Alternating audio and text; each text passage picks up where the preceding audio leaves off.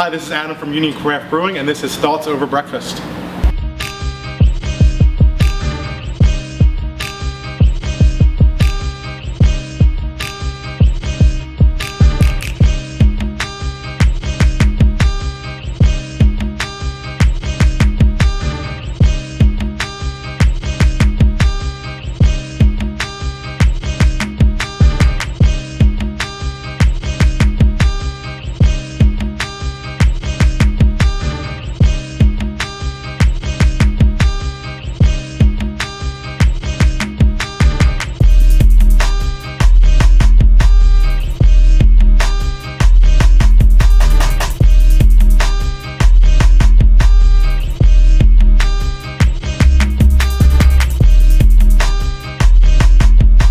This is Union Craft Brewing. We're based here in Baltimore, Maryland, and we produce a variety of different styles of beer here, right here in Baltimore, Maryland. Our Duckpin Pale Ale, among a variety of other styles. We love creating community here at the brewery. Community, good times, and good beers.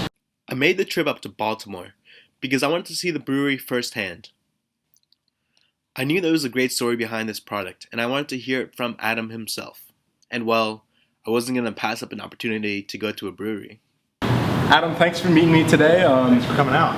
You know, it's a little, I think, fitting that we maybe not have breakfast, but we have these brews. Yeah. This Union Craft. What am I drinking here? You've got the our Blackwing Lager, which is a really cool beer. It's as you see, it's dark in color, but it's actually one of the lighter beers we make. It's a lager, 4.8% alcohol, really light-bodied, a little bit of roast in the flavor, super easy drinking. Cool. We originally brewed it, I guess 2 years ago. It was one of our first seasonals. We brewed it when the Ravens were making a playoff run. Blackwing for our Blackwing Birds. Nice. Ravens and Orioles. So it never really came to me that both of our sports teams were Blackwing Birds. Yeah. But then as soon as it did, we're like, we gotta make a beer out of that. Yeah. So it's a really cool beer to introduce to people. Oftentimes people are hesitant to try a darker beer if they're not a fan of dark beers, because they think it's going to be dark and heavy. Whereas this is really a super light beer. And what are you drinking over there? I've got our Duckpin Pale Ale, which is our flagship beer. Really nice hop-forward American-style pale ale, 5.5%. Probably my favorite beer. I change it all the time, but I always come back to Duckpin and just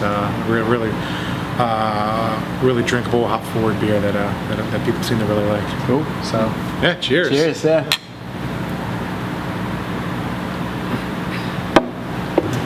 There you go. That's good. I like that. It's sort of not what I expected. It's a little more fizzy, but I like it. I've never had a dark beer like that before. Yeah, so I mean, it's a lager, so traditionally lagers are much lighter in color, and you think of Miller Lights and Budweisers, that's your classic American style lager. And so it has a lot of the qualities of that as far as a nice level of carbonation that you feel and the crispness, but we add a little bit of dark malt, which gives it that color and gives a little bit of that almost like coffee roastiness flavor. Yeah, I noticed like coffeeness. Yeah. And for anybody who's wondering, 23. 23? 23. All right, I should have checked. You did check, Adam. Of course you checked. So Adam, congratulations on all your success. Thank you. You know, and one of my buddies actually is trying to start a brewery too, so he's been asking me about this interview for a while now, and he has the same question I have. How did this all start? You know, you guys are obviously up and running now and doing really well, but how did you guys start out? Yeah, I mean, it really had been a long time dream of mine and my partner. So it's myself and two partners, Kevin, who's our brewmaster, creates all the recipes and brews the beer, and our third partner, John, handles a lot of the branding and marketing side of things. And so Kevin and I went to College Park together. We became good friends at College Park. We tried out some beers while we were in college, and he started homebrewing around his junior year at college. I obviously drank a lot of it and tested it out. It turned out he was pretty good at it. So he continued with that hobby for some time. After school, he went into teaching for about 2 years. It wasn't his true passion, and eventually moved out to Chicago to open up a Gordon Biersch brew pub, where he really dug in and learned all aspects of operating the production side of a brewery.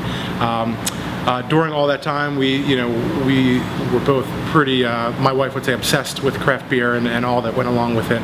I remained very active in the local beer community here and sought as many beers as I could to try to learn about all the different styles and flavors that are being created. And Kevin and I had stayed in touch over the years and always kind of came back to one day and wanted to opening a brewery here in our home city of Baltimore. So probably about 5-6 years ago, Kevin and I started getting more serious about it. At that time, I connected with our third partner, John, at a friend's wedding, who shared a lot of the similar passions around craft beer and around Baltimore.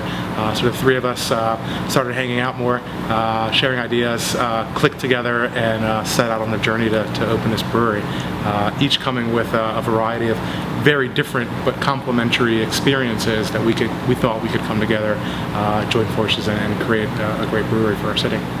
So why was it Baltimore? I mean, you guys were down in College Park for a while, and then Kevin was out in Chicago. You could have done anywhere in the country. Yeah. Why Baltimore? A couple reasons. One, it's all three of our home city. We were born in Baltimore. I grew up, born and raised around Baltimore. I went to College Park and now live in Howard County. So I've stayed in the area and really have a deep appreciation and love for Baltimore. And so when talking about where the brewery should be located and where we wanted to be and where we wanted to plant our flag, it just felt natural that Baltimore was a city that, one, is a big enough market that could support many local breweries, and two, just so much of what we love about the area is based right here in Baltimore. It became pretty apparent once we started spending more time thinking about it that Baltimore City is where we wanted to be. There were a lot of hurdles being in Baltimore City. We were the first production brewery to open in Baltimore City in 30 years, really? Which is crazy to find out. I mean, Baltimore has a very rich brewing history, dating back to the 1800s. A bunch of Germans settled here from overseas and started the brewing boom here in Baltimore that lasted for many, many years. The last big brewery in Baltimore was the brewery National Premium that brewed Natty Bell, which became a big fan favorite and still is here in Baltimore. And that was a little puzzling to us, why a beer that hadn't been brewed here for 30 years was still so popular. And a lot of, at least what we thought was the reason, is that there really hadn't been a hometown favorite in Baltimore City that had been created that could supplant that. And so, while not our primary goal of what we want to be, that certainly was an attractive thing to us, that hey, there hadn't been someone in Baltimore for such a long period of time doing what we wanted to do. Let's set out to do it, and here we are trying to do that. You guys really have a good following around here, and you feel like there is a community around Union. How have you kind of created that atmosphere around a brewery? Yeah, I mean that was when thinking about what we wanted our brewery to be, to look, to feel like, and we spent a lot of time traveling the country, visiting other breweries, three of us independently and together. The breweries that all three of us really resonated with and thought this is what we want to do were these breweries that were located in a neighborhood and became almost a community center. And so we really wanted to build the community aspect into our brewery, make it a place that people felt comfortable and wanted to come down to hang out with a friend, to have a business meeting, to attend a fundraiser for their favorite charity, and so on. And so we really wanted to set ourselves up and find the space and create the environment that allowed for us to welcome the community, for the community to want to be there. We hold outdoor movie nights, we hold fundraisers for a lot of different charities, we do music events, concerts here, and so we really are always looking for ways to engage and with the community, bring the community here to the brewery and showcase what we're doing here. You being the business guy in the whole equation, talk to me about the different chapters. We're sitting in this newly acquired warehouse, right? Yeah. Right next door from your main brewing area. Yep. So you guys are definitely expanding now. What were some of the chapters of Union's history? Yeah, I mean, you start off and it's just three guys that one of the three has actually worked in a brewery, the other two had not. We had been to many as a fan and as a drinker, Yeah, but never actually working there. And so there was a lot of trial by error and figuring out the right way to do things. And so thinking back to 2.5 years ago and filling kegs, all the kegs by hand, just one of the three of us doing that, and figuring out how to approach a bar and how to tell them about your beer to hopefully try to get them to order it, to putting on events, to promoting events, to all the exercises around branding and marketing, to working with our distributor who is a key partner in our business. And so these are all things that we were forced to learn on the job and apply previous experiences outside of the brewing world to beer and navigate all those different chapters. I like to think we got a lot of things right. I know we didn't get all the things right, and we're continuing continuing to learn as we go, as we continue to expand, and even the expansion of space is something, again, we had never been through that before, and so there's a lot of trial and error, a lot of learning. My thought is you're going to have mistakes along the way. As long as you learn from them and never make that mistake again, that's a successful track to follow. And so that's kind of something that I think about a lot, and definitely pay attention to things that go right, things that go wrong, and make sure there's less of that in the future. Yeah. I actually had my first duck pin ale about a month ago at a local restaurant in College Park. Fishnet? Where were no, it was Busboys. Oh, no, Busboys and Poets. I love that spot. Yeah, it's awesome. Fishnet also carries you? Fishnet has. Cool. I think they have Anthem there right now. Oh, awesome. So we were kind of talking about doing this interview, and then I saw this, and I was like, oh wow, nice. That's awesome. Yeah. Do you have any scope of how far you have reached? Our beer is currently distributed in every county of Maryland, across the entire state, and Washington, D.C.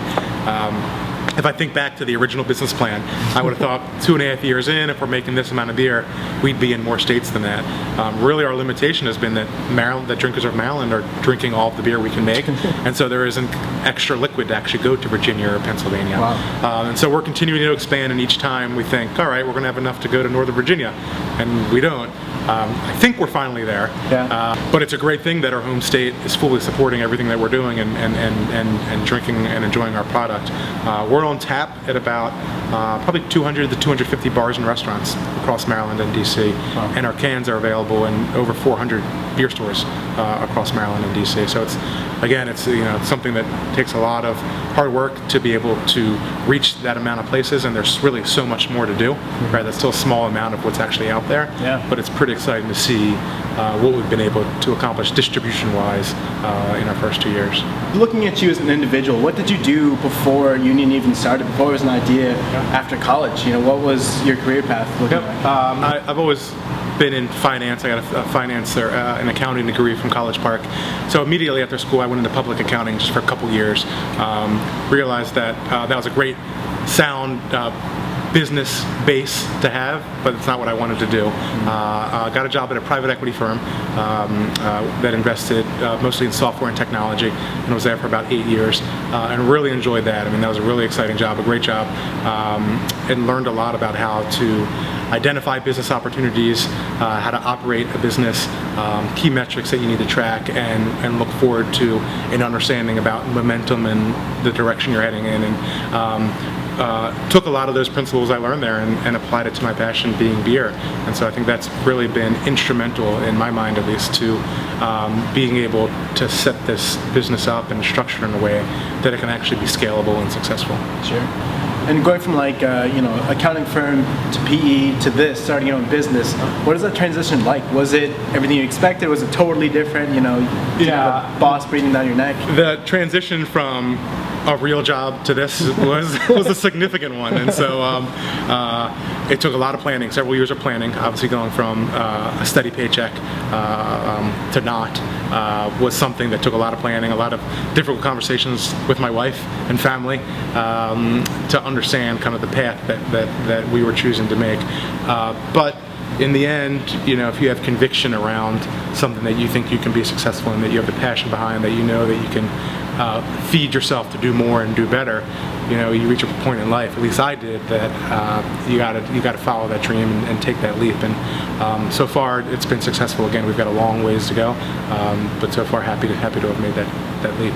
I mean, for me, I've always had an entrepreneurial spirit. I remember back in middle school and high school, finding ways to make a little extra cash, whether it was, I remember early, it was probably middle school, my mom taking me to Costco or whatever it was at the time and buying bulk candy and then selling it to all my friends in school for $0.25 a piece, and then reinvesting that $10 into 2 buckets of candy, and that's kind of stuck with me throughout. I've kind of always had that itch to kind of find a way to make something and sell something and create something, and so that's been there all along, and I've kind of been aware of that even later in life, working at the PE firm and seeing all these great businesses. I kind of always felt like someday I want to be able to create my own and form that thing. So what was it that really shifted you? Was it just the idea? Was it just kind of felt like the time? Was it Kevin and John coming together and forming this team? I mean, what it was transition? It became clear to me that beer was something that I was really interested in, had a passion for, and it's actually something that you could build a business around. And so as you got more conviction around that, it just timing worked out. Obviously, my best friend from college is this award-winning brewmaster, and then connecting with John, who's got this outstanding, amazing creative mind as far as branding and marketing. And so as we spent more time together, it just became like not a no-brainer because it was big sacrifices to make, but it became clearer and clearer that this is something that we could do and we could be successful at. Cool. And make great beer while we're doing it. Yeah. Having like a brick and mortar style shop here, in these large facilities with all that expensive equipment over there, where did you guys find all the start capital to start this thing? Yeah, we raised money, some money from really a group of mostly friends, some family, but friends and family, all local here to Baltimore or have ties to Baltimore, and really it came from, again, this is something that I'd been talking about for a long time to my circle and others as well, Kevin and John. And so when the time came that we're really going to get serious about this and here's our plan, there were people that were ready to listen. And again, it kind of timing again works out right. We're all in our mid-30s, and we have some friends that have been successful. We have networks from our family and parents and etc. that have been successful, and so we were able to get connected to these people and share our plan and our ideas with them.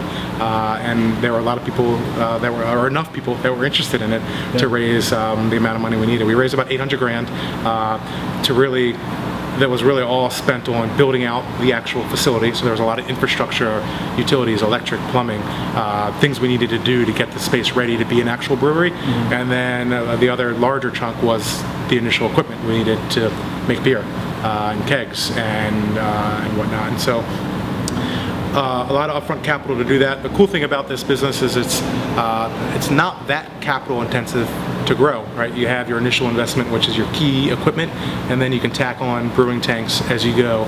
At this point, we're able to fund that through cash flow from operations, which is a great feeling to be able to manage your growth and be able to pay for it with cash on hand. And we'll continue to do that, certainly, without the hopes of needing to raise any additional capital. Cool. And you kind of mentioned earlier like how Natty Boh was sort of a local favorite before you guys started. Yeah. Starting in that kind of atmosphere is really daunting I'd imagine for a lot of people. Yeah. And you guys were very audacious in taking that on. How has that been? How do you compete with such a well-branded beer that's in the area? I mean, competition is an interesting thing, and there's different levels and layers of competition.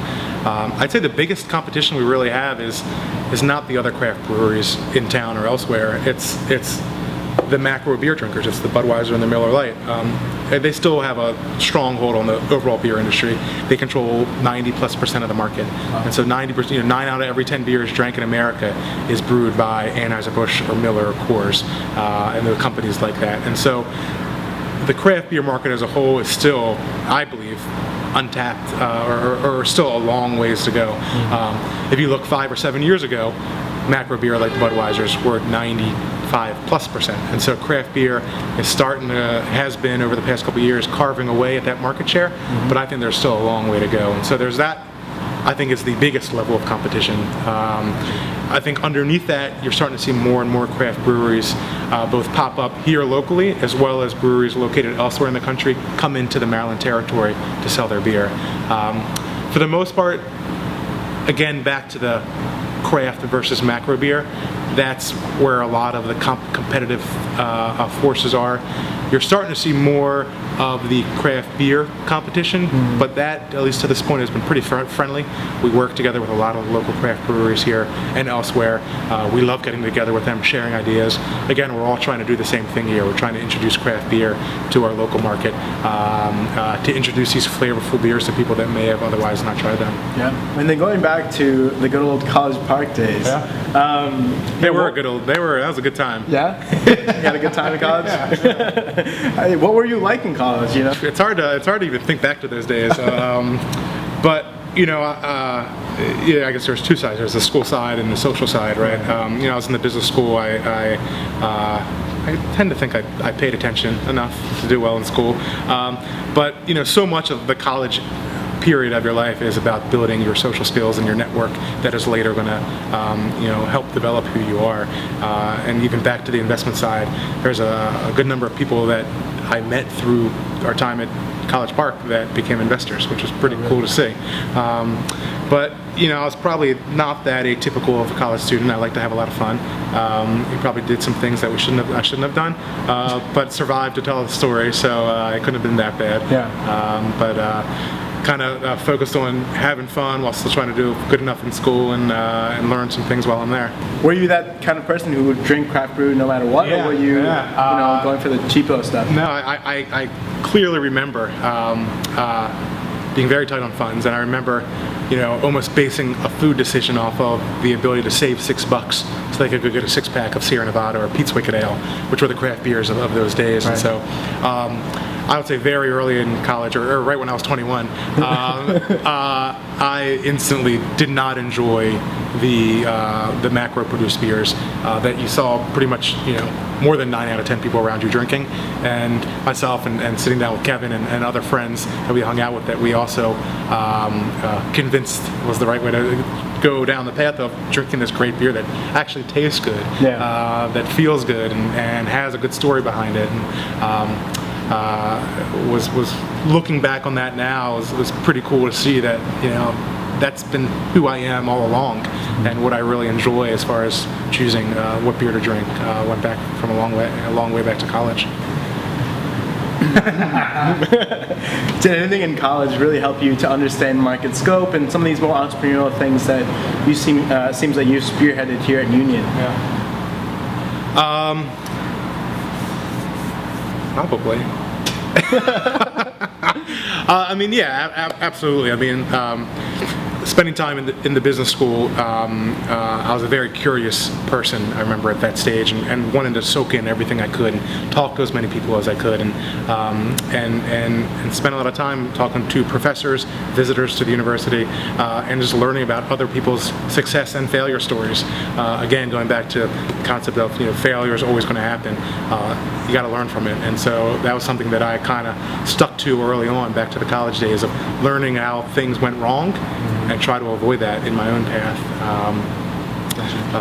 Definitely has been a key element through everything I've done. Do you have any advice for would-be entrepreneurs in college or starting out, even after college like you did? Yeah, there's lots of advice. One thing that I have become very appreciative of and think is even more powerful than I ever gave credit to is passion.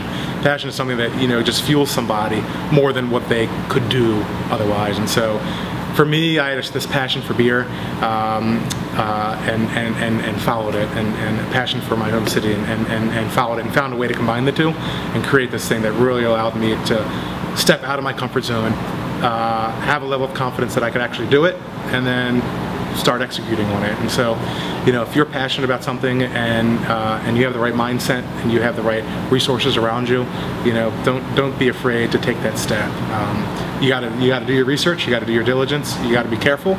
But if you've got the right mindset and if you've got the right passion and you've got a well thought out plan, you can be successful in what you want to do. Welcome you to come back up here as often as you like. We like to have fun here. That's a big part of what we do. After all, we're making beer, right? And so it's a pretty cool industry to be in, because you're making this product that nobody really gets upset when you hand them a beer. You're always greeted with a smile, and so we encourage that. We want people to try different beers, try things that they know they like, try things that maybe they've never had before. And so experimentation, stepping outside of your comfort zone is a fun thing to introduce to people on the beer front. And so we welcome you and anybody else to come up. We'd love to have more people from College Park visit us. College Park has a near and dear piece of our heart here at Union, so it's coming up sometime. All right, cool.